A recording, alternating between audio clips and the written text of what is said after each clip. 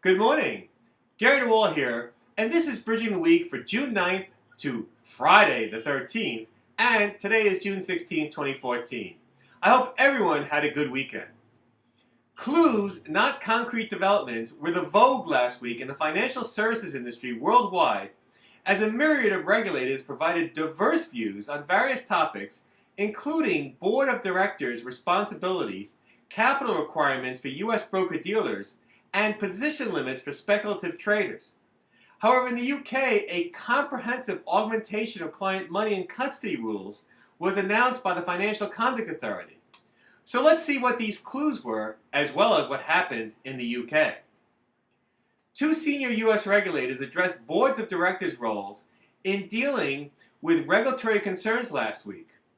In one speech dealing with boards of financial institutions specifically, Daniel Tarullo, a member of the Board of Governors of the U.S. Federal Reserve, argued that it might be necessary to amend state laws to change the fiduciary obligations of directors to ensure that they are better aligned with regulatory objectives.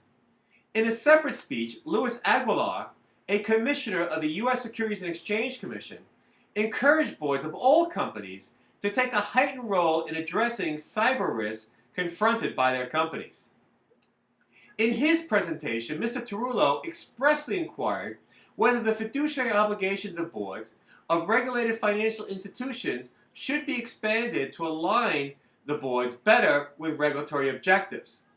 Although he acknowledged that requiring an expansion was beyond the authority of the Fed, as it would be governed by state law, he indicated there was merit to considering such an approach. According to Mr. Tarullo, amending the fiduciary obligation of boards is important to consider in addition to continuing to align corporate governance and financial regulation in more traditional ways.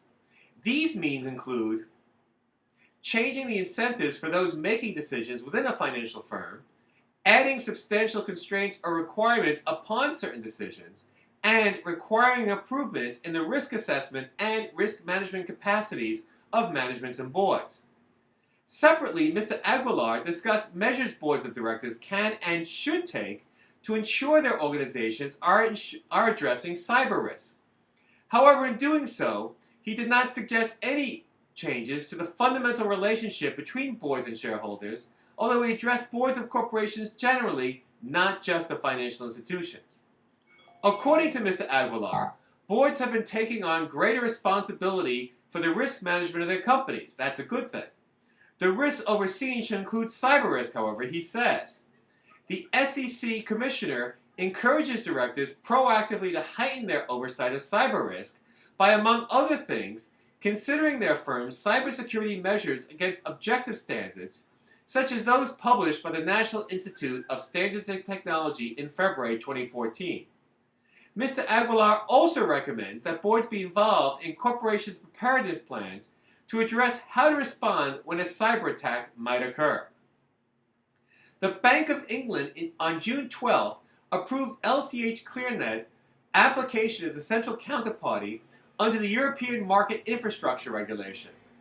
As a result, amendments to LCH's rulebook designed to help the clearinghouse comply with EMIR became effective on the same date. By the way, LCH is also a derivatives clearing organization designated by the U.S. Commodity Futures Trading Commission.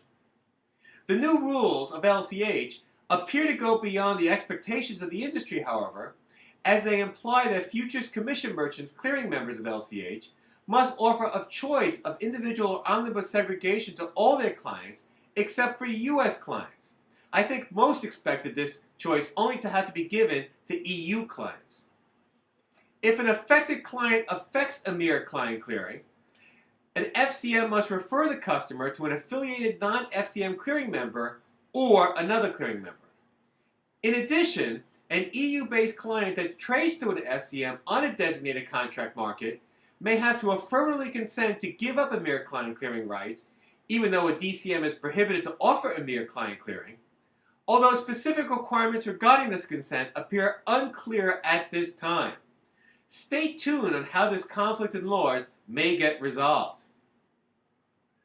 SEC Commissioner Stein said last week that it may be time to reconsider the U.S. capital model for broker-dealers.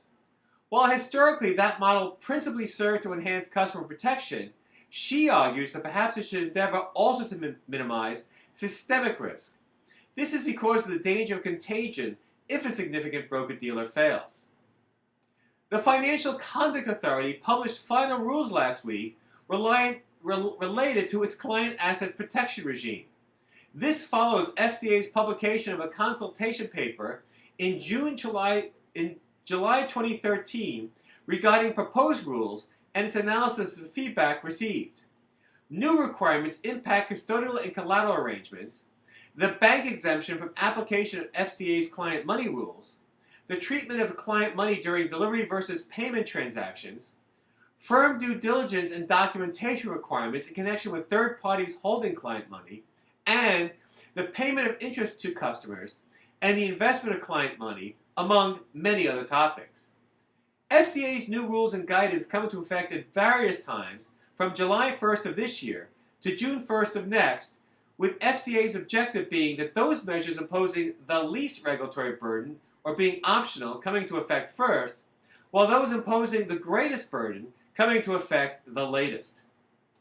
The CFTC granted its first 10 no-action letters to certain commodity pool operators pursuant to its recently adopted expedited process for CPOs to obtain relief from registration requirements when such CPOs delegate their investment management authority to another registered CPO.